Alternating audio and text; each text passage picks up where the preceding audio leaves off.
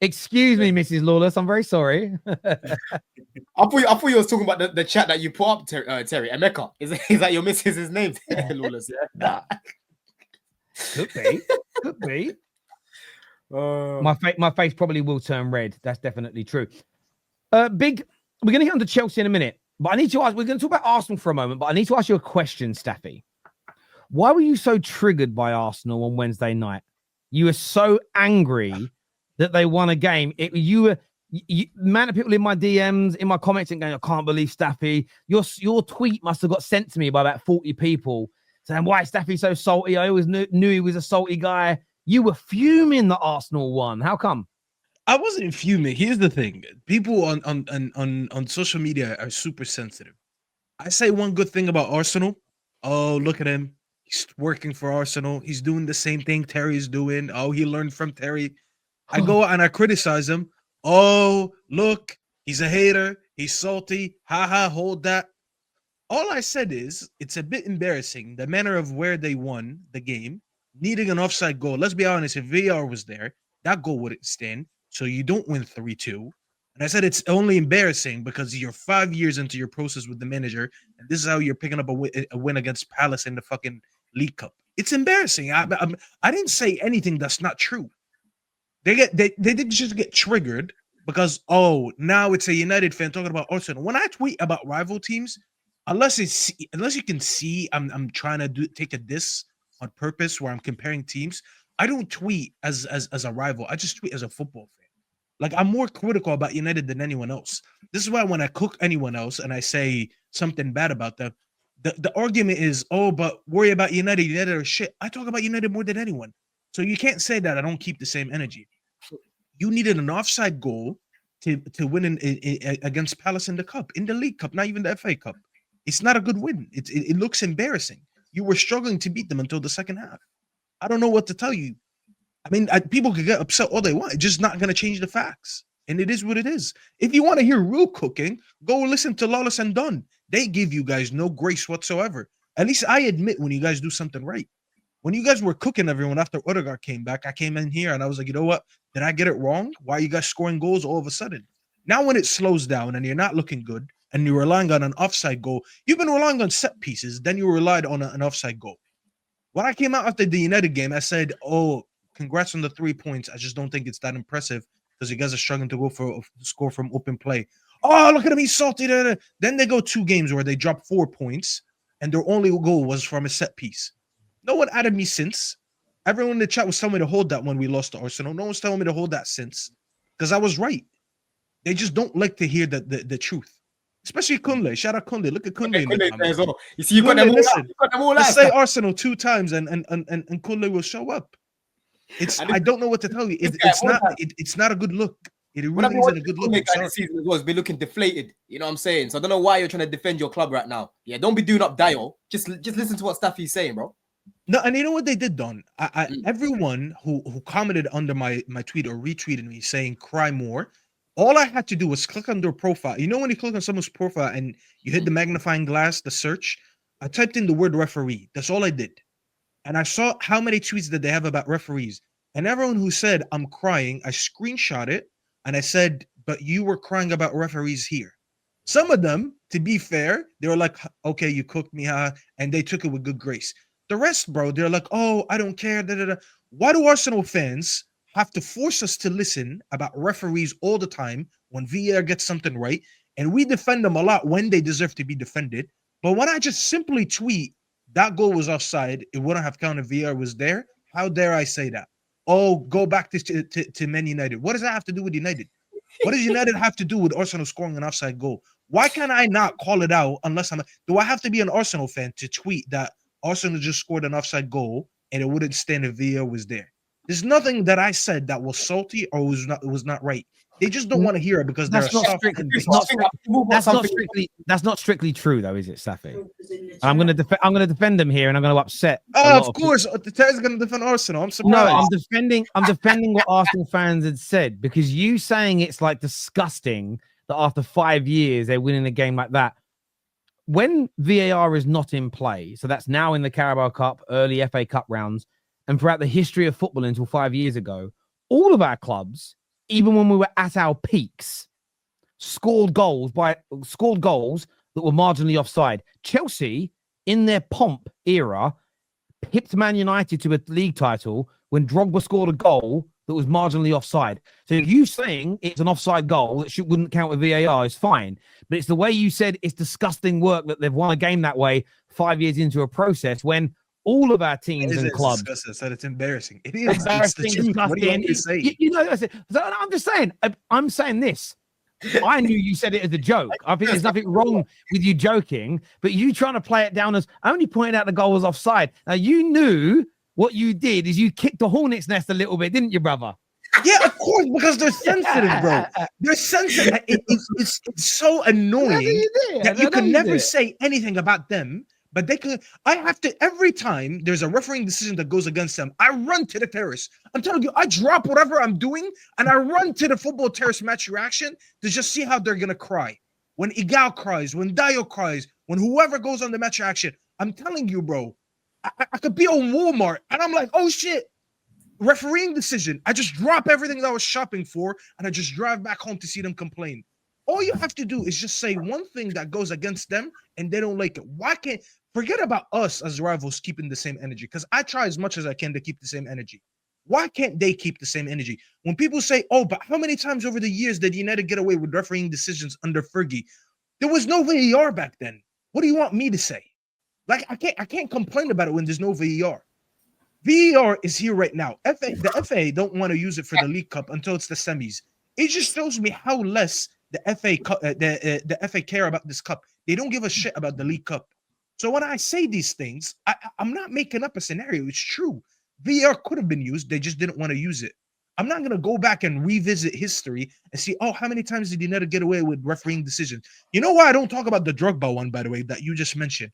Drogba scored from an offside, and right away, we scored in a matter of minutes from a Makeda handball.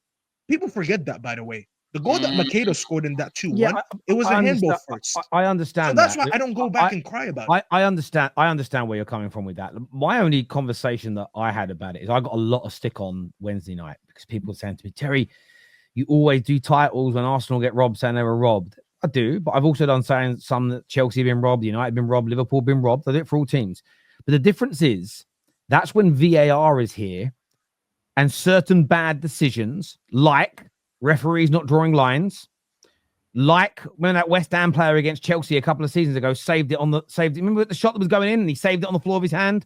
You're talking about Suchek, right?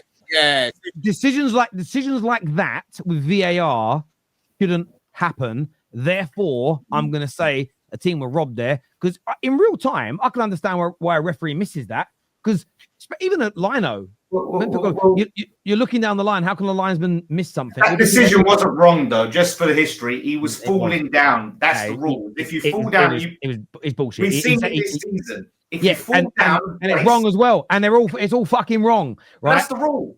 Okay, it's the rule. Yeah. I thought it was a save personally. I thought he moved his hand out, but we've seen loads of things that have happened that shouldn't.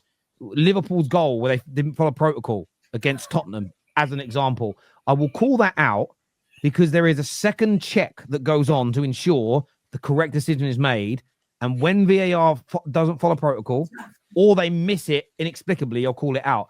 It's different when there's no VAR and you're going with real-time decisions. So I don't have the same energy for it because it's back how things were. And I weren't out there talking about referees every week when it was just a referee on the field of play and he had to make an instant split decision. What I actually advocated for years is bring in video refereeing like in rugby so we can get more accurate decisions. We brought it in and we fucked it.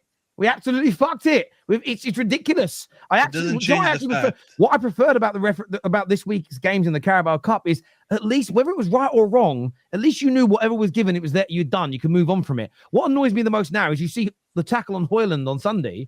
We all watch the replay and go, oh, United are going to get a penalty here because we all know it's a foul, and then they don't give it. And you I don't know how that wasn't given as a penalty as well. That's where I look at that as a robbery. In real time, I can get why it isn't given. But as soon as you see the replay, the man puts his leg across him like he's trying to hug him with it, misses the ball, studs his knee, trips him up, and then Mike Dean says, yeah, he went down too easy in a derby. You can't get a penalty for that. It's crazy. It's crazy. the Quagmire one, bro. Liverpool. That should have been a red card as well, bro. Oh, yeah? Him. Quagmire. Giggity. No, I hear you. It doesn't change the fact that, listen, it doesn't change the fact that Arsenal have been struggling for wins. But when we call it and we say something, how dare we? We can't say it. You cannot be a rival and say the same exact thing. You know, the difference is we basically say it and they hear it as like, oh, fuck you. But when they go and say it, we're like, oh, we're criticizing our own team. We'll be saying the same thing. They just don't like who it's coming from.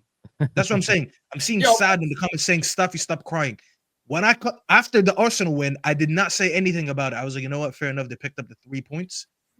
He came to my chat, and I remember he was trolling me saying corner, corner, corner. He was talking about set pieces, just trolling me in the chat. I see him 2 games after complaining, saying, oh, we're relying on set pieces. It's not good enough for an open play.